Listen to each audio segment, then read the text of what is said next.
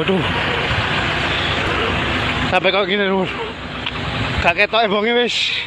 Iki lho cuwedhe iki lho. Iki lho. Allahu Akbar. Ya Allah, buri Allah. Allahu Akbar. Allah. Astagfirullah. Allah, ya Allah.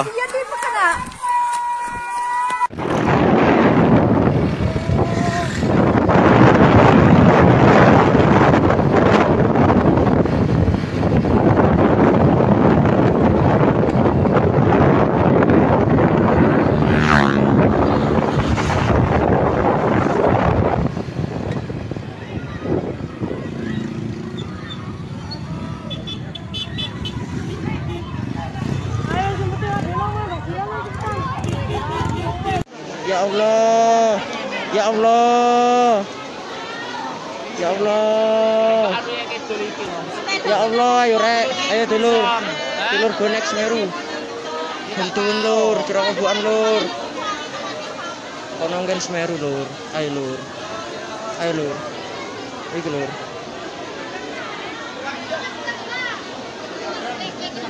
Parah lur,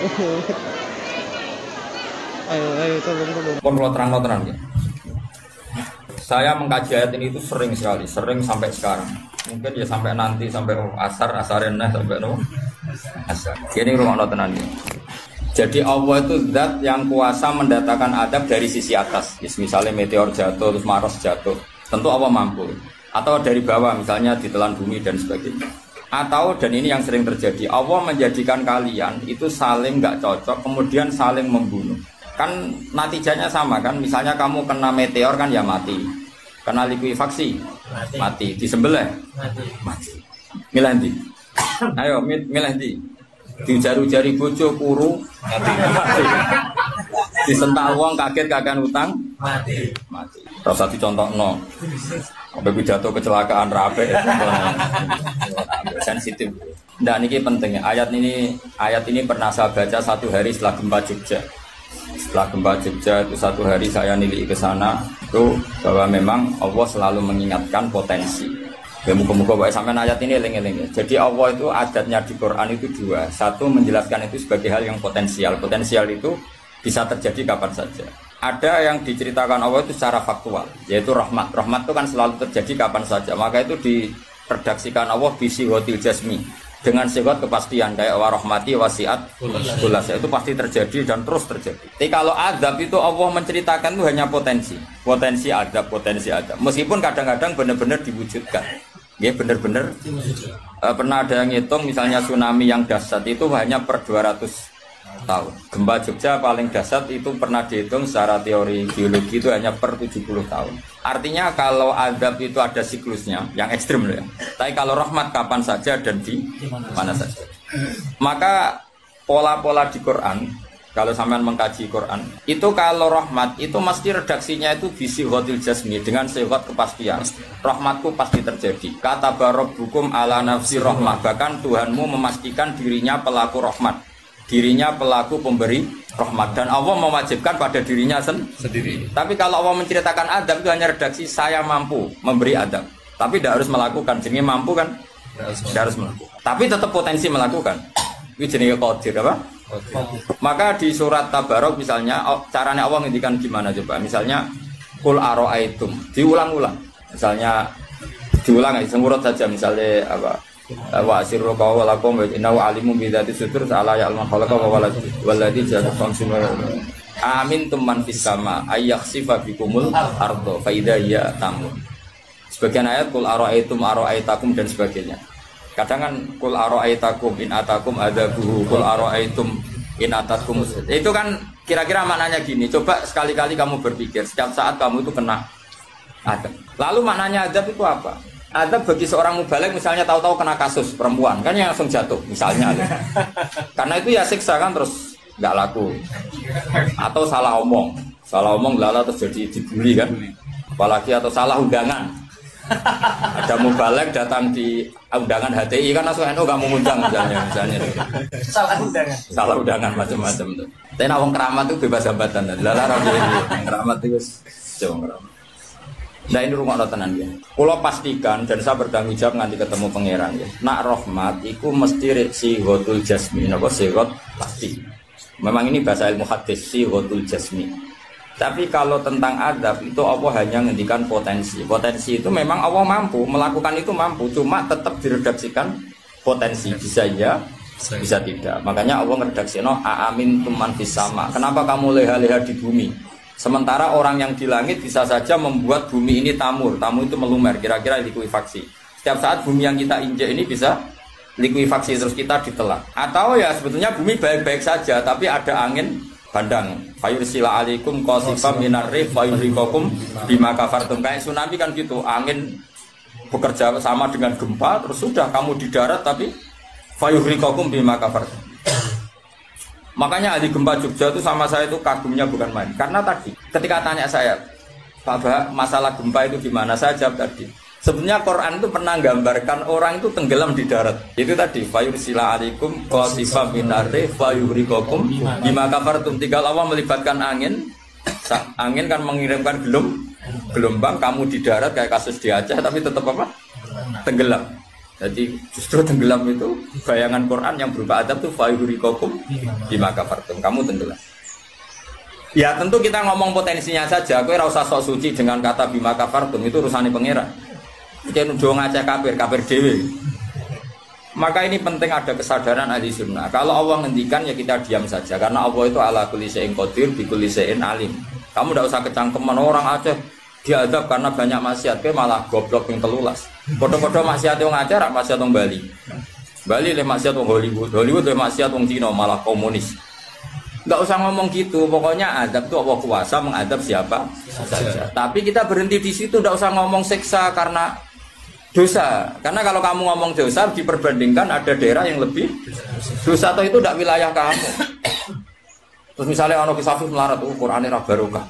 Yo ora usah nuduh ngono, iso wae justru melarat iku barokah, mergo ra kakean hisab go duwe wong. Justru pidato laris iso ora barokah, kakean go duwe wong. Rumah samu ora ono tanggung jawab. Kan kita tidak pernah tahu. Iya. Jelas ono walatus aluna yauma idzin anina. Semakin dapat banyak tanggung jawabnya semakin banyak. Ora iso terus leha-leha wah kutil ilmuku barokah laris-laris mbahmu. Enggak mesti semua di dunia itu enggak mesti semua. Yang sedang rezekinya banyak bisa saja hisabnya banyak. Tapi bisa saja memang barokah. Wong bodoh ya melarat wis. Tapi sing ra di rezeki iso wae azab, iso wae ngringakno hisab. Kita kan enggak pernah tahu. Nak wali mesti ngringakno hisab. Tapi nak wali pancen ya aki-aki azab. Umume wa may takila alahu makhraja. Wong ora tau untuk makhrajan iku wis perlu dicurigai, no? Saya ulang lagi ya. Maka baca Quran di akhir zaman itu separuh tidak apa-apa. Ya sudah Allah itu mampu yuhrikokum. Tapi untuk orang lain tidak usah kamu tuduh bima kafartum. Karena yang kamu tuduh itu orang Islam. Tidak perlu kamu bilang tsunami aja karena orangnya dosa. Kowe itu sopo? Kok ngerti tulisan Allah Mahfud itu kalau karena ya sudah roy kita tenggelam itu saja yang kita ngerti iyanan. Tapi rasa ngerti sebab. Ibarat gini, ujung-ujung misalnya bojone itu minggat. Orang mengamati, kurang opo, padahal semua balik terkenal. Ya kurang ganteng misalnya, kan enggak pernah tahu. Kita mengkonfirmasi kan enggak pernah tahu. Yang kita tahu ya minggatnya saja. Setelah itu sudah kita tidak perlu. Misalnya Aceh ada tsunami, ya sudah tsunaminya saja. Kira usah nerusno. Bima kafartum itu wilayahnya Allah. Napa? Wilayahnya Allah. Makanya Rasulullah itu kalau ditanya ada adab itu Nabi nggak pernah nerus. Ya sudah ada adab, tapi kalau mansus ya mansus misalnya kaum Lut itu mansus karena adab. Tapi kalau orang Islam kan nggak mesti adab. Bisa saja hukuman yang menjadikan malah mlebu swarga. Kalau sama nggak percaya gini, dan saya menjamin pasti saya benar dalam hal ini karena saya berdasar hadis sahih. Sama-sama adab misalnya orang tenggelam. Banyak kan orang mukmin disifati Nabi itu mati syahid. Kalau tak lawan sing darane wong Aceh iku mesti adab. Tak lawan dunia akhirat. Selain wong sombong berarti tak maca hadis. Lho coba Nabi beberapa kali ngendikan umatku sing syahid itu sekian-sekian termasuk sing mata hori kon sing mati tenggelam coba. Artinya ada bentuk gharik yang justru sahih. Kecangkeman dora tahu ngaji kecangkeman. Oh tak lawan dunia akhirat. Karena sok sucinya. Sudah kita baca ayatnya berarti fayuh rikokum saja soal bima kafartum itu otoritasnya wilayahnya Allah Subhanahu wa taala. Do sok suci do cangkeman.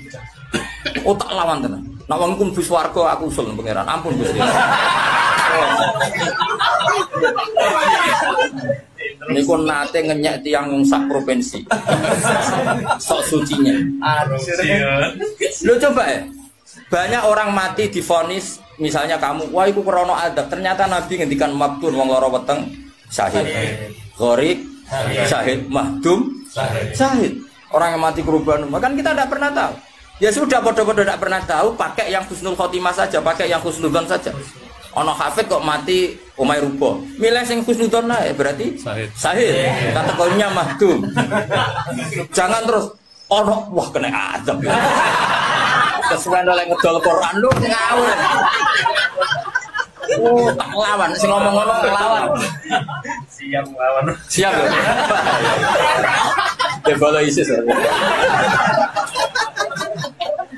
Kita asli nih, maksudnya hobinya itu tak.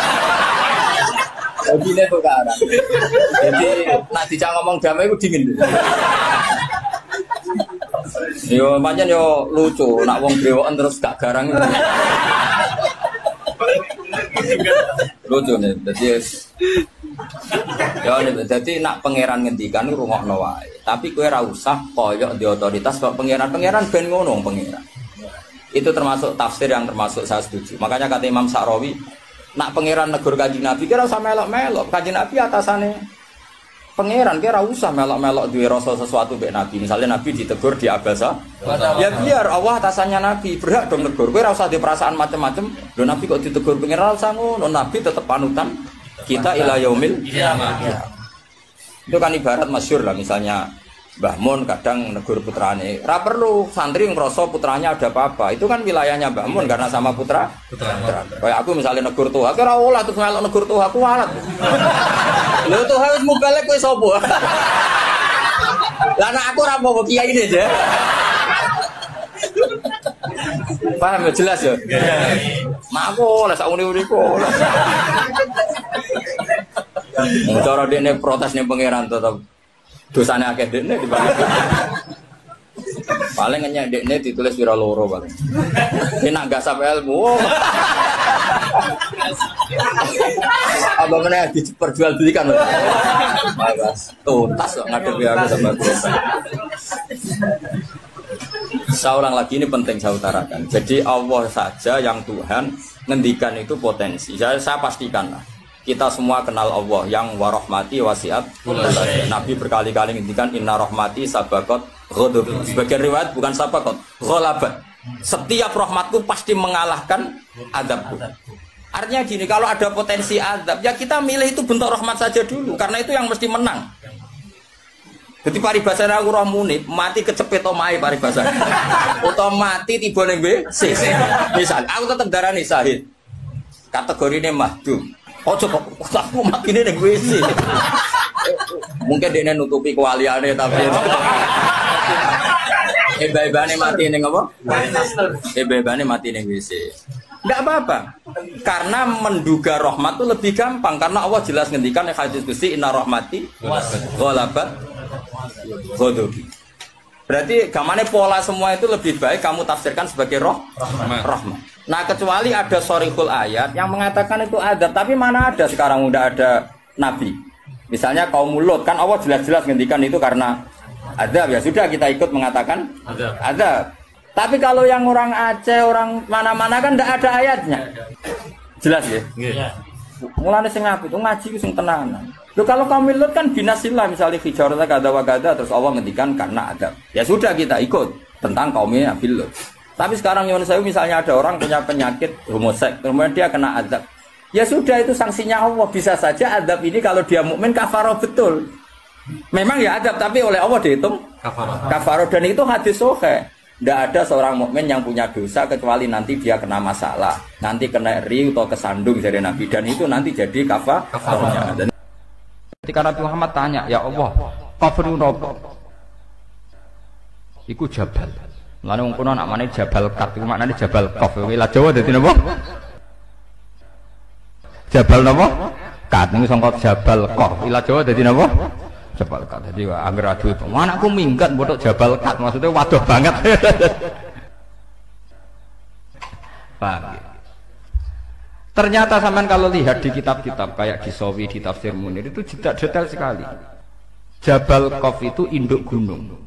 Dan semua urat gunung yang ada di dunia itu terkait sama urat yang ada di Jabal Qaf. Jadi kalau Allah lewat malaikat kepengen goyang gunung, itu mau nginstruksi ning induke, ning Jabal napa? Qaf.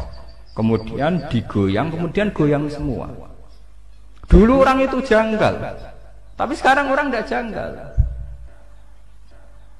Menurut pakar geologi, pakar-pakar vulkanologi, semua gempa di seluruh dunia itu hanya butuh narik satu pemicu.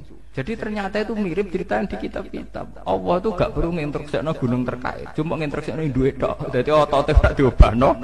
Niku gunung sak donya. Napa? Obah, karena sistem gempa atau gunung itu sistem terpadu. Kesodok sitok. Nggih kesodok napa? Semua. Bismillahirrahmanirrahim. Nabi nak ditampung Yahudi ketenang seneng. Ditampung Nasrani seneng. Mergo dialeke antar umat beragama dialeke ini. Yang Yahudi nak takok melete-melete. Yang Yahudi nyermelirian melete-melete iku pinter-pinter. Mat, pertama penduduk swarga masuk swarga itu jumlahnya akeh lho, Mat. Akeh. Iku sarapane apa? Pertama, Nabi jak bakas kawitane wong swarga sarapane apa? Apa pecel apa rawon pokoke takokane wae. Nabi akhirnya dikandani Jibril ziyadatu kabidin nun. Yaiku gorengan iwak nun.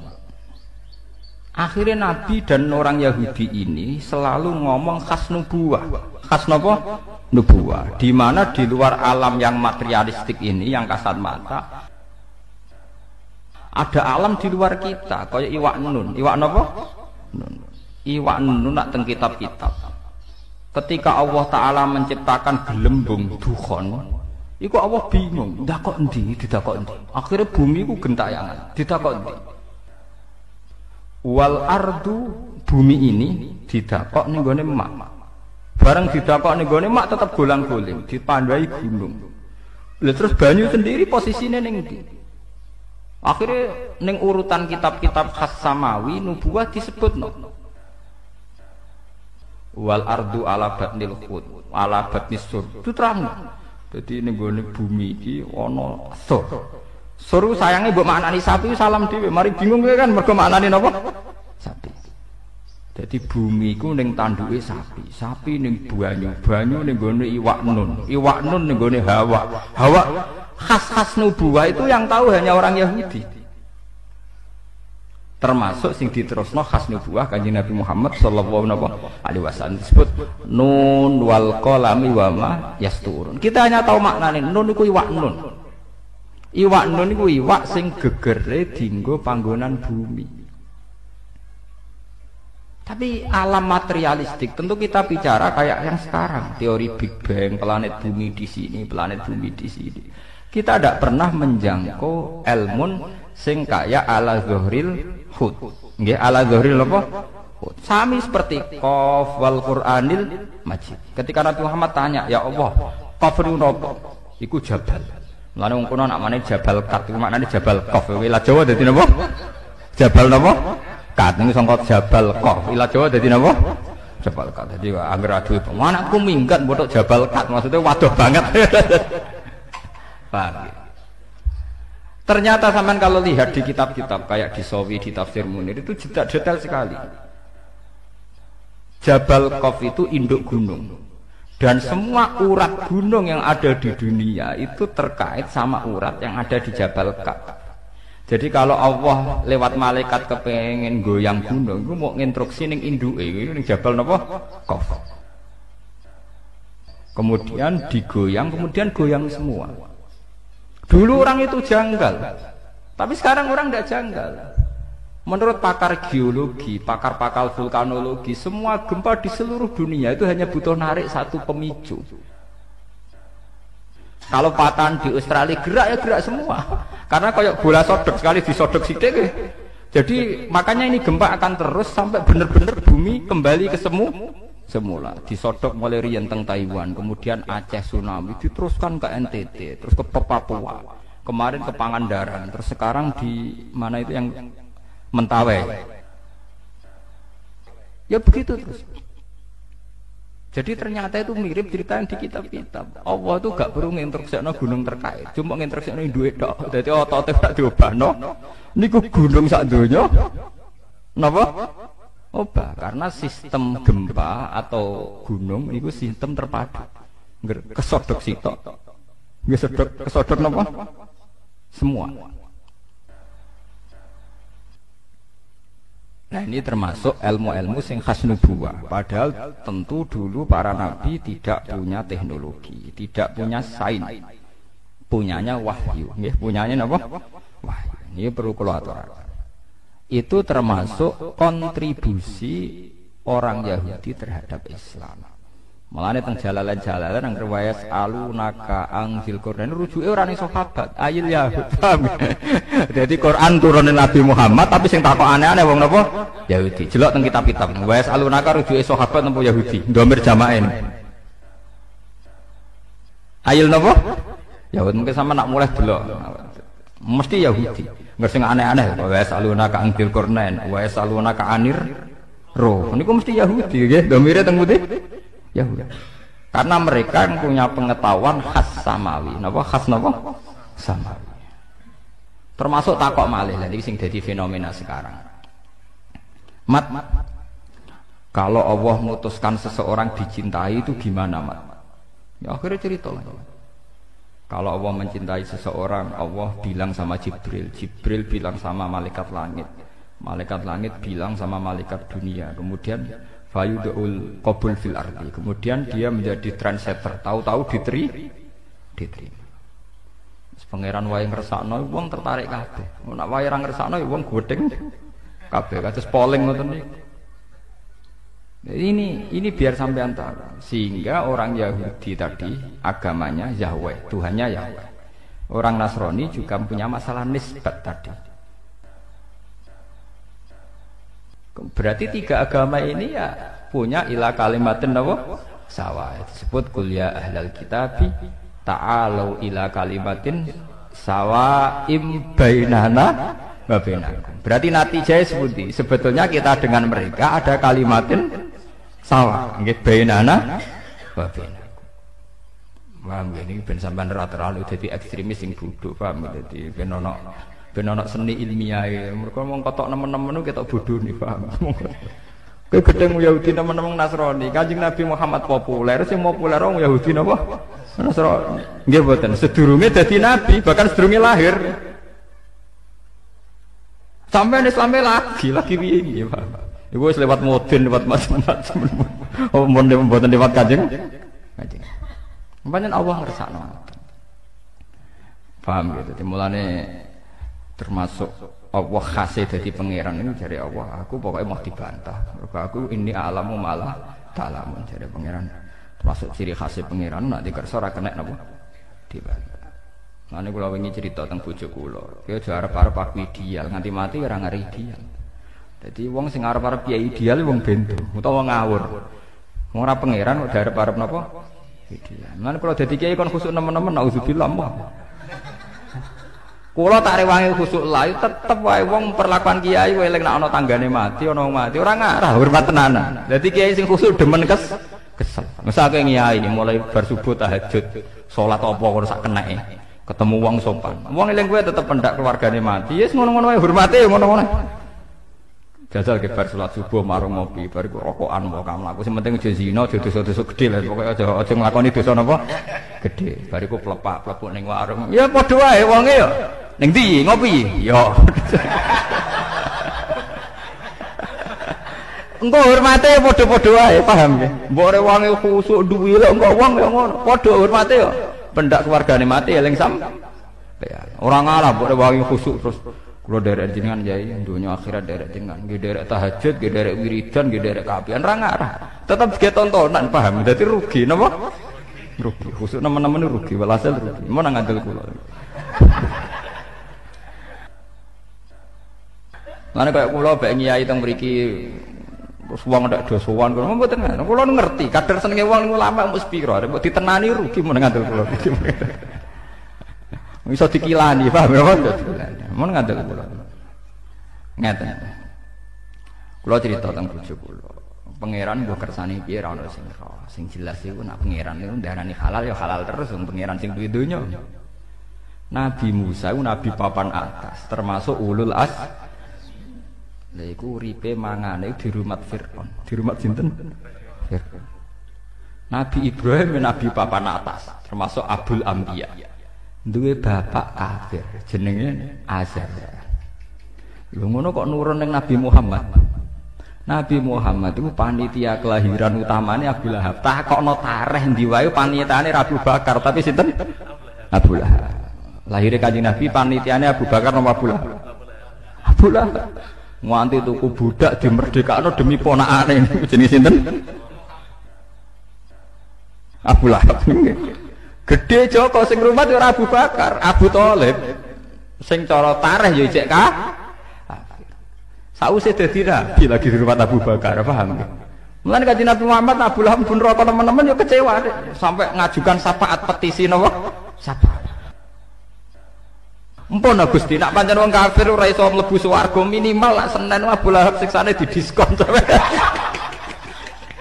Wah, Kanjeng Nabi nangis tenan. Mosok wong sing tau berumat gak entuk napa diskon. Dituruti tenan. Ya mat nak Senin tak ringano siksane sinten?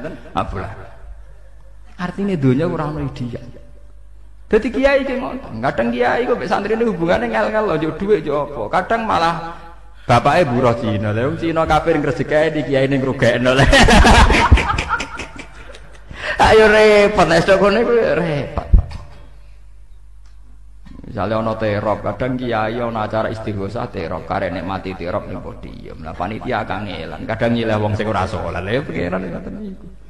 Mbok keluwi ora iso, kadang wong saleh kere tenan ra apa napa. Jadi sebetulnya andaikan tidak ada ilmu hakikat itu selesai, agama itu selesai. Karena Allah punya pola sosial yang begitu. Nggih, Allah gak ada pola sosial gitu. Musa di rumah Firaun. Ibrahim di rumah Azar. Nabi Muhammad cilik di rumah sinten? Abu Lahab. Lahirnya di rumah Abu Lahab. Sampai dibiayai ditukokno amat. Disewakno Halimah As-Sa'diyah. Rodok gede di rumah sinten Abu. Niki perlu diketahui. Kenapa menurut Allah halal? Ya halal ae wong cara Allah wae kabeh. Cek Abu Lahab, cek Abu Thalib wong donya ya wae ku tak gakno kekasihku ya wis. Tapi kan tetap menjadi misteri Tuhan. Kenapa polanya selalu begitu? Pola di seluruh dunia.